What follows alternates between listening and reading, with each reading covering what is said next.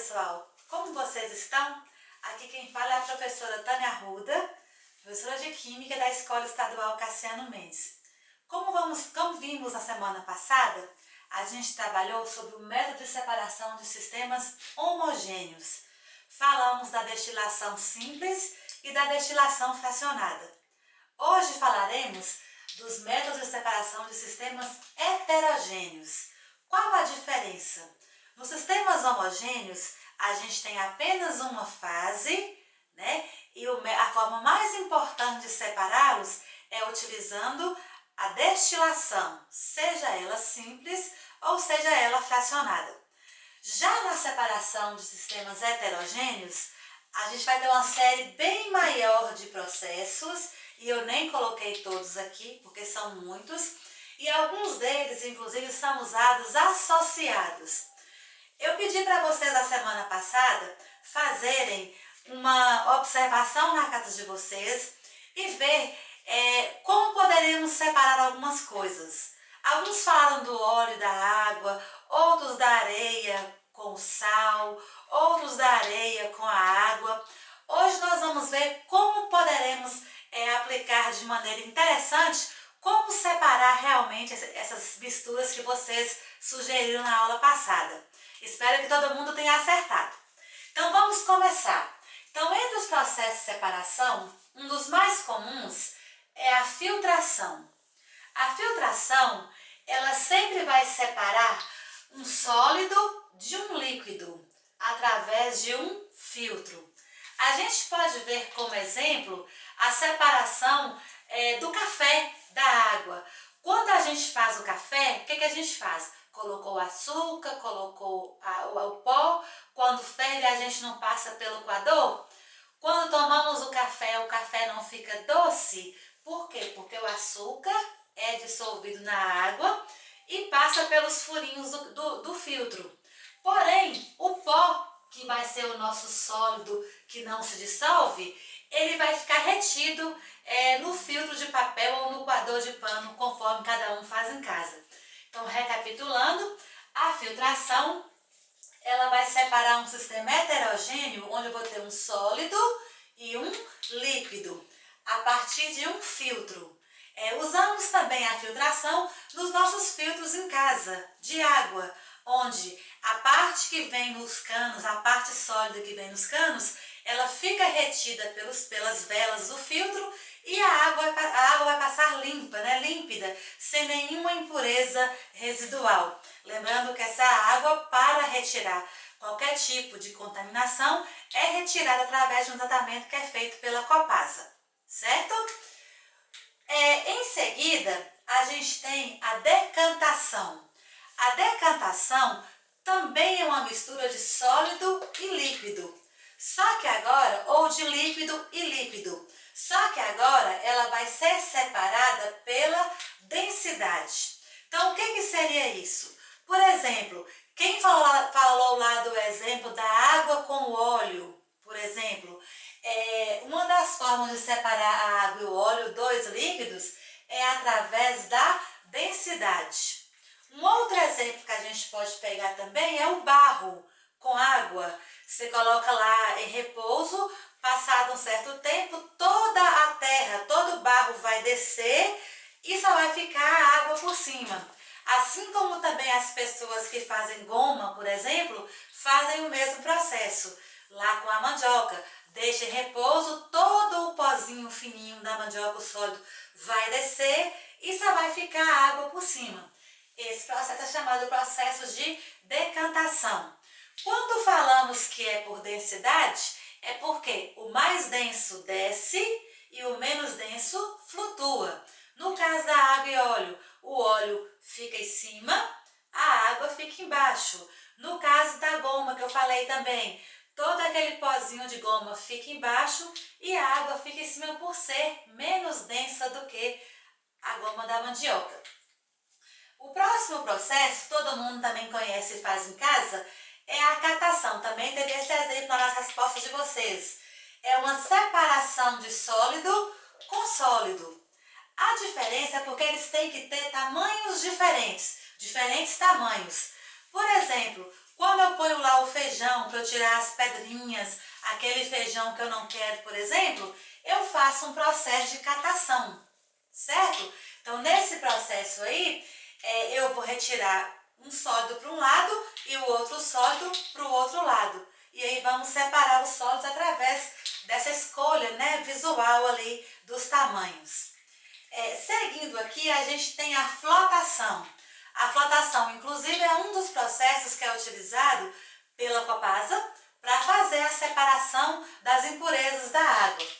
Ela vai ser uma mistura de sólido e líquido, só que para separar vai ser através da densidade. É parecido com a decantação, só que a diferença agora é que esse sólido, ele sempre vai ser menos denso do que o líquido. Então aí o sólido fica em cima e a água é que vai ficar embaixo.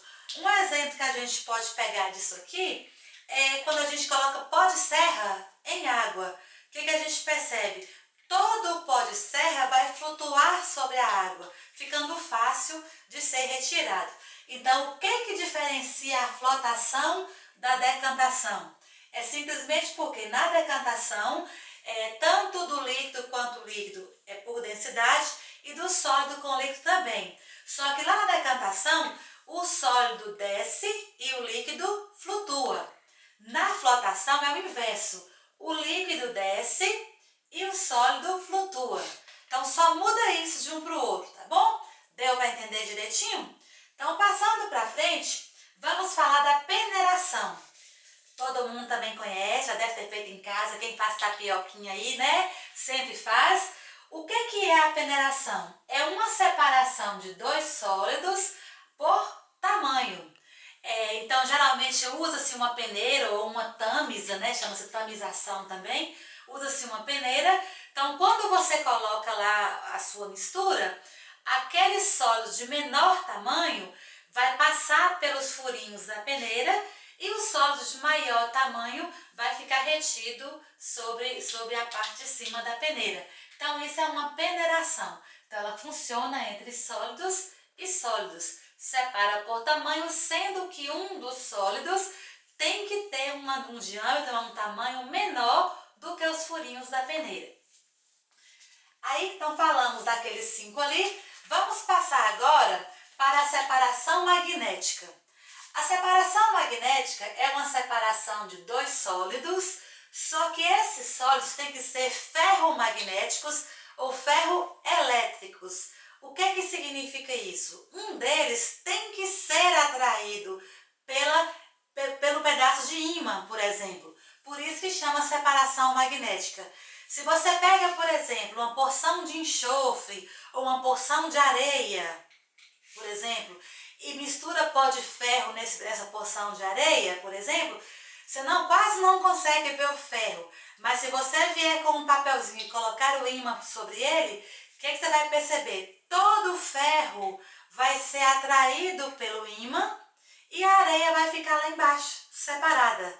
Então, porque o ferro, ele é magnético, ele tem atração pelo ímã. Então, a separação magnética, ela vai ser uma separação onde um dos participantes, sendo que os dois têm que ser sólido, um desses dois participantes, ele vai ter que ter uma atração magnética, vai ter que ter uma atração por um ímã. Deu para entender direitinho?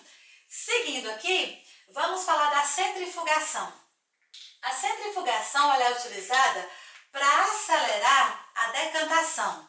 Tem algumas substâncias que, embora quando você olha pareça homogênea, por exemplo, o sangue, na verdade, ele é um sistema heterogêneo. Só que as partículas são muito pequenas, então elas ficam flutuando ali em toda a área líquida do sangue. Então, se você colocar em repouso, por exemplo, se você pega sangue de galinha, com o passar do tempo, o que você percebe? Isso algumas horas depois. Vai criar uma fase sólida embaixo e uma fase líquida em cima. Só que, usando-se isso em laboratório, não tem possibilidade, precisa ser acelerado. Então, para acelerar, usa-se uma centrífuga, que faz um giro, que vai girar, e nesse giro ele vai acelerar esse repouso das partes sólidas. Aí elas vão descer, vai ficar o sólido embaixo e o líquido em cima. Se você deixar por decantação, vai acontecer também, só que vai demorar um tempo maior. Então, se você quiser acelerar essa decantação, é só você usar o processo de centrifugação. Esse processo é usado também, além dos laboratórios, ele também é usado para as pessoas que fazem manteiga caseira.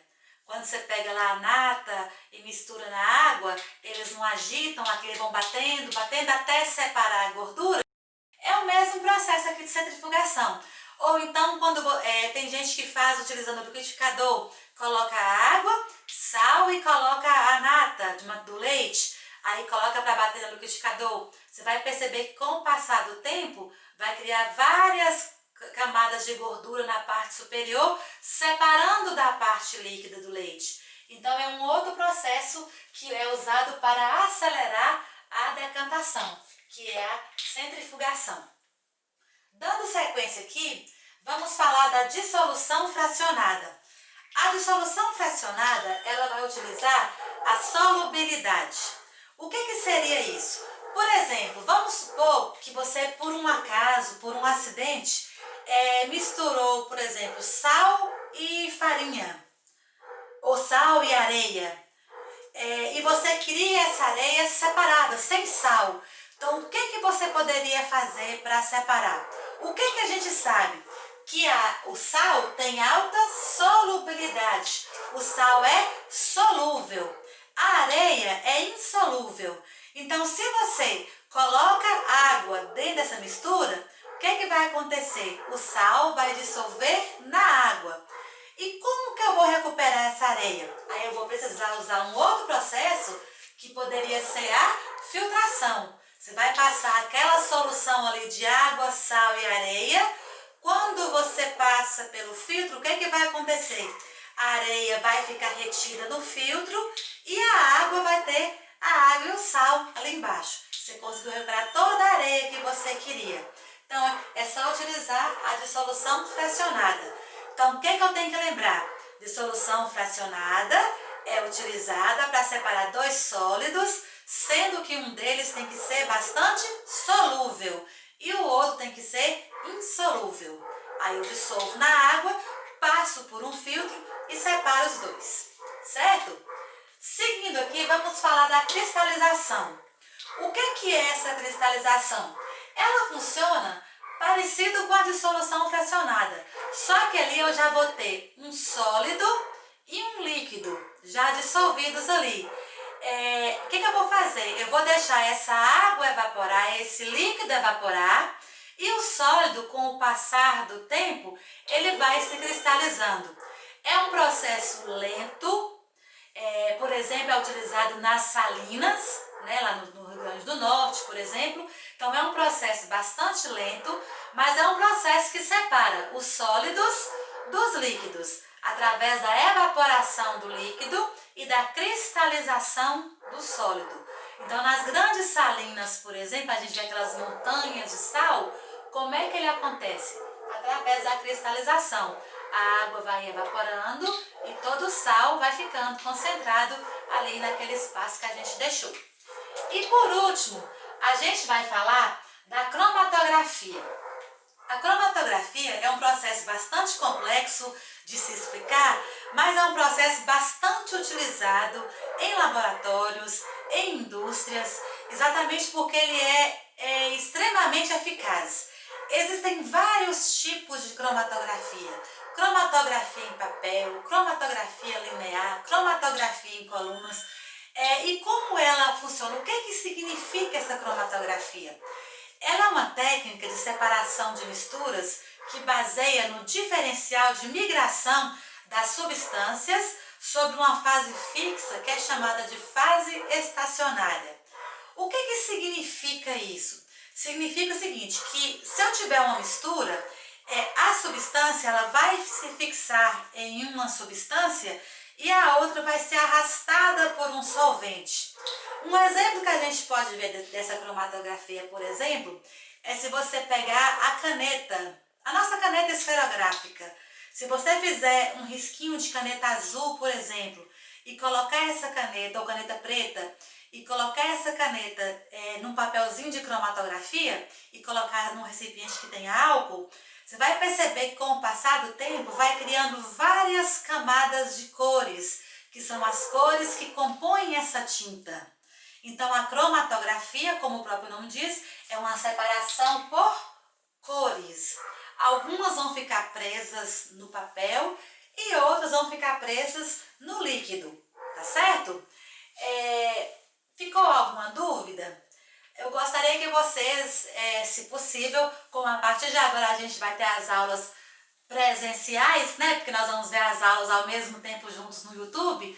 Vocês podem perguntar aí no chat, né? Aí embaixo, que a gente responde em tempo real para vocês durante a nossa aula. Eu espero que vocês tenham entendido, né? A gente falou hoje dos métodos de separação de misturas heterogêneas. Falamos desses métodos, todos os tipos de sólido, líquido, líquido, líquido, sólido, sólido. Nós vamos lembrar que alguns deles funcionam associados e outros funcionam sozinhos, né? E às vezes eu preciso de um outro para poder separar o meu sistema. Se tiver alguma dúvida, repito, vocês podem perguntar que a gente vai estar à disposição. E eu espero que a gente se encontre bem na semana que vem para a nossa próxima aula. Um beijo para vocês, um cheiro e até a semana que vem, se Deus quiser.